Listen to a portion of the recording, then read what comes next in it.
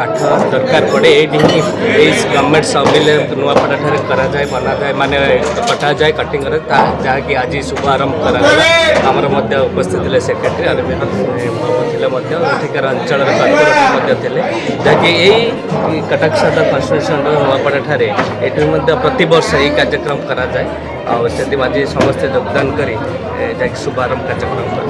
निश्चित भाव में गोटे सौभाग्यर कथा आम ये अंचल कटक सहर सर्वप्रथमे धन्यवाद देवी प्रभु जगन्नाथ आशीर्वाद जो भाव में आमर ये नुआपड़ा अंचल जो समिल आम रथकाट तीरटा आरंभ हो जगन्नाथ आशीर्वाद रही प्रतिवर्ष रथकाट एवं तीरट हो पुरी की जाए और पुरी में कार्यक्रम हो रथ तैयारी कार्यक्रम आगे बढ़े गोटे सौभाग्यर कथा आमर ये अंचल निश्चित भाव में जगन्नाथ गोटे आशीर्वाद पाई प्रभु जगन्नाथ आशीर्वाद आज ये काठ तीरट हो पुरी जाऊँगी जगन्नाथ गोटे बड़ आशीर्वाद मिली अंचल को कटक सहर को निश्चित भाव में धन्यवाद देवी समस्त ये अंचल जो मुरबी मैंने आज उपस्थित अच्छा धन्यवाद देवी पुरीर